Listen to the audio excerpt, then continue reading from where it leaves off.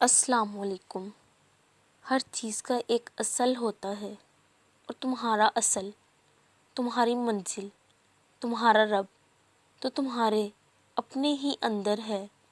یا اللہ، یا اللہ، میرا ایمان اور توکل تجھ پر اتنا مضبوط فرما دے کہ پھر کسی انجانے، ان کہے، ان سنے کا خوف نہ رہے، اور آنے والی ہر آزمائش پر میرے لبوں پر یہی ہو کہ میرے اللہ ہیں نا، جنہوں نے مجھے پہلے تھامے رکھا وہی آگے بھی تھام لیں گے۔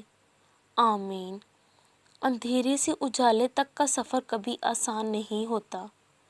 انسان اپنے رب کی جانب پہلی سیڑھی پر جب دھیمے دھیمے قدم رکھتا ہے تو اس میں مشکلات بھی ہوتی ہیں اور انگنت آزمائشیں بھی، بار بار ٹوٹ کے بکھرنے کے عمل سے لے کر روح کو پاک کر دینے تک دل کو مارنا بھی پڑتا ہے، اس نور کے حصول کی خاطر جو اللہ کے قرب سے ملتا ہے۔